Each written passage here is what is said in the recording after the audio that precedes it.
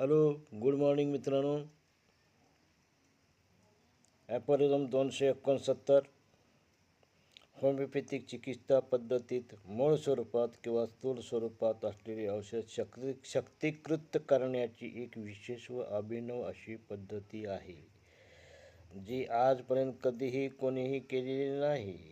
अशा पद्धतीने ती औषधी जास्त खोलवर कार्य करणारी व शक्तीकृत म्हणजे डायनॅमिक होतात. त्यामुळे जी औषधी मूळ स्वरूपात निरुपयोगी व विषारी ठरलेली आहेत, त्यांचा आपण उत्कृष्टपणे औषध म्हणून उपयोग होऊ शकतो.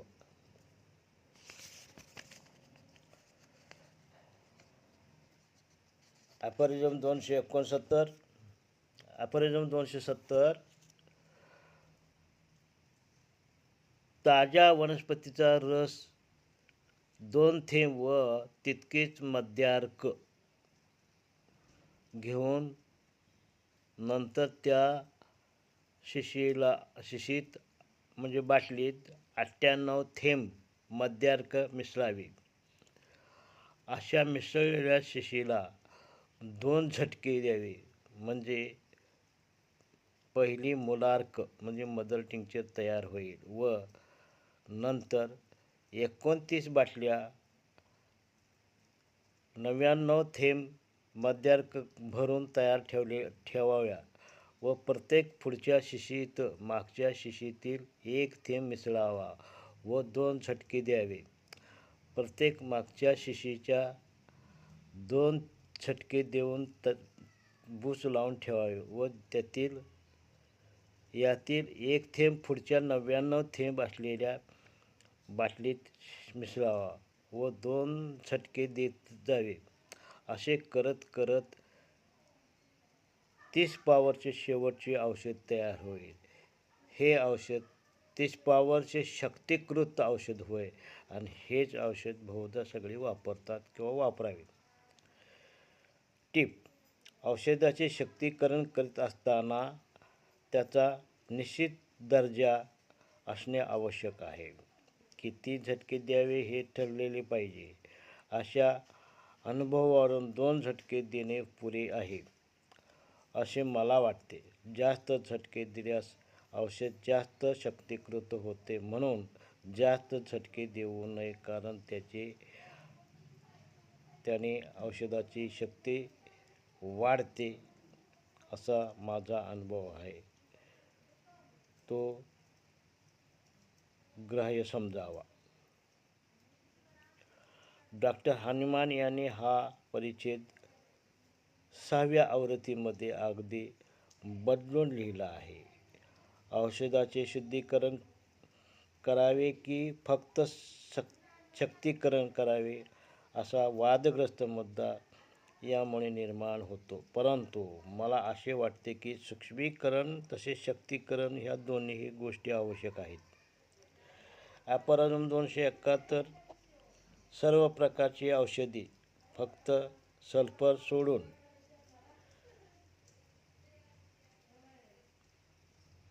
मग त्या प्राणी, खनिज व इतर प्रकारच्या असोत त्या प्रथम सुकलेल्या स्थितीत घेऊन ती औषधी दुग्ध शर्कराबरोबर 1 भाग औषध व 9 भाग दुग्ध शर्करा या प्रमाणात घेऊन सतत 3 ते 4 तास खळात घोटावे. मग हे औषध 1 भाग घेऊन 1 भाग दुग्ध शर्करा घेऊन पुन्हा 3 ते 4 तास घोटावे. असे 6x पॉवरचे औषध तयार होईल. या प्रकारच्या घोटणे म्हणजे ट्रिच्युरेशन करणे किंवा खणणे असे म्हणतात. असे 6 दशमान पद्धतीचे औषध घेऊन पुढे त्याचे शुद्ध खलात द्रावण बनवणे. मग मागच्या परिच्छेदात सांगितल्याप्रमाणे 1 थेंब औषध व 99 थेंब मद्यार्क या प्रमाणात पुढे औषध बनवत जावे. असे औषध बनविताना प्रत्येक वेळी त्या शिशीला 2 झटके द्यावे. यामुळे 30 पोटॅशी किंवा 30 पॉवरचे औषध बनवावे. टिप: डॉक्टर हनुमान यांनी आपल्या 6व्या आवृत्तीमध्ये 6th एडिशनमध्ये औषध बनवण्याच्या पद्धती अगदी नवीन असा बदल केला आहे. ॲपॉरिझम 272. कोणत्याही रोग्याला एकाच वेळी एकापेक्षा जास्त औषध द्यायचे करू नये. एका वेळी एकच व साधे औषध द्यावे. ॲपॉरिझम 272.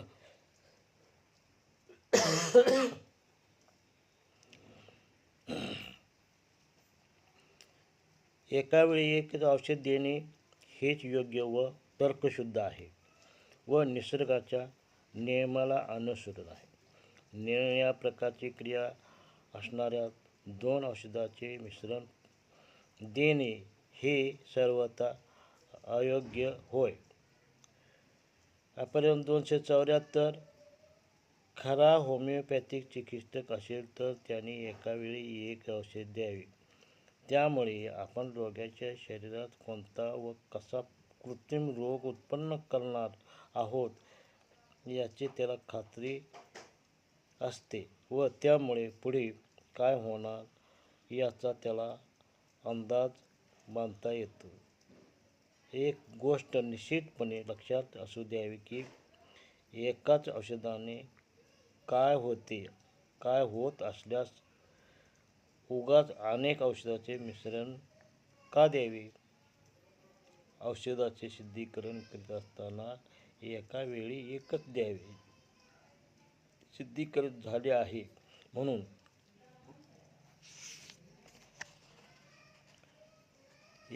एकच औषध वापरणे हाच एक पर्याय उरतो. आपण काय करणार याची त्याला खात्री असते. असे औषध सर्व लक्षणसमुच्चयाचे समान आहे की नाही याची त्याला खात्री करून घेता येते. असे केल्याने समजा औषध चुकीचे असले तर रोग्याला फायदा होणार नाही. कदाचित रोग्याला नवीन लक्षणे उत्पन्न होतील पण त्यामुळे आपली चूक आपणास कळेल व नवीन लक्षणे उत्पन्न झाल्यास आपल्या ज्ञानात भर पडेल. ही लक्षणे आपण जे औषध दिले त्याच्या सिद्धीकरणास उत्पन्न झाले आहेत का याची सिद्धीकरणाच्या लक्षणाची तुलना करून ठरविता येईल. परंतु 2 किंवा 3 औषधे एकत्र दिल्यामुळे आपणास काही समजणार नाही म्हणून मिश्रण देणे सर्वथा अयोग्य होय.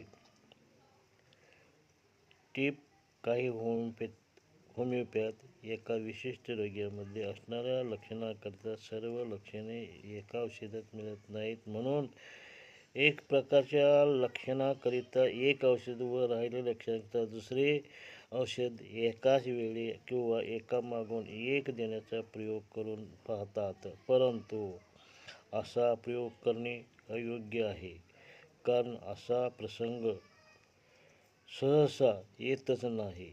असा प्रयोग कधीकधी यशस्वी वाटत असला तरी तसे करणे योग्य नाही. ॲपॉरिझम 275.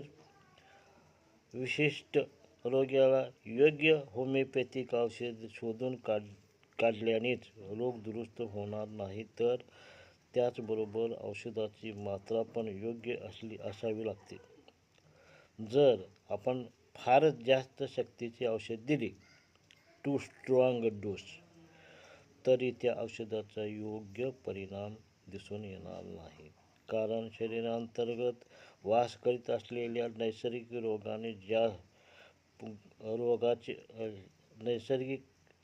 रोगाचे ग्रस्त अशा जीवनशक्तीला फारच जोराचा धक्का बसतो व परिणामस्वरूप योग्य रोग दुरुस्त होत नाही म्हणून योग्य शक्तीचे औषध वापरणे इष्ट ठरते. ॲपर्यंत 276. या कारणास्तव जरी शोधलेले औषध संपूर्णरित्या समान असेल परंतु औषधाची मात्रा जास्त असेल तर फायदा होण्याच्या ऐवजी नुकसान होईल. जितकी जास्त मात्रा जितकी जास्त शक्तीची तितकीच नुकसानाची तीव्रता जास्त व जितके औषध जास्त समान पण त्यासोबत औषधाची शक्ती जर जास्त असेल तर मात्र नुकसान जास्त होईल. या उलट औषध होमिओपॅथिक नसेल व मात्रा जास्त असेल तर इतके नुकसान होणार नाही. कारण असे होमिओपॅथी नसलेले औषध जीवनशक्तीवर अधिक तीव्रतेचे आघात करू शकत नाही. या उलट योग्य होमिओपॅथिक औषधाची मात्रा जास्त झाली तर औषधीजन्य अनावश्यक रोगवृद्धी होईल आणि आधीच रोगग्रस्त व असहिष्णु शरीराच्या भागात रोगग्रस्तीचा त्रास जास्त होईल. पण हेच औषध जर योग्य शक्तीचे व होमिओपॅथिक असेल तर असा त्रास होणार नाही व योग्य फायदा दृष्टीस पडेल. कृत्रिम औषधीजन्य रोगवृद्धी ही बराच काळ टिकणारी असल्यामुळे दिवसेंदिवस जीवनीय शक्ती व कृत्रिम रोगाशी लढा देताना थकल्यामुळे क्षीण होत जाते आणि अशा तऱ्हेने चुकीच्या मात्रेमुळे उगाच नुकसान होते. ॲपर्यंत 277. वरच्या परिच्छेदात सांगितल्याप्रमाणे कारणास्तव औषधाची मात्रा सूक्ष्म व अल्प प्रमाणात असावी. अशा मात्रेचा परिणाम चांगला दिसून येतो. औषध जितकी जास्तीत जास्त समान व औषधाची मात्रा सूक्ष्म व अल्प म्हणजे औषध रोग्याच्या रोगपातळीला समान असेल म्हणजे रोग्याला कोणत्याही प्रकारचा त्रास न होता ताबडतोब रोग दुरुस्ती दिसून येते. ॲपर्यंत 278. आता असा प्रश्न उपस्थित होतो की योग्य औषध मात्रा म्हणजे ती निरनिराळ्या रोगात कशी व किती पॉवरची किंवा शक्तीची असावी म्हणजे वाईट दुष्परिणाम न होता सौम्य रीतीने रोग दुरुस्ती घडून येईल हे ठरवावे तरी कसे?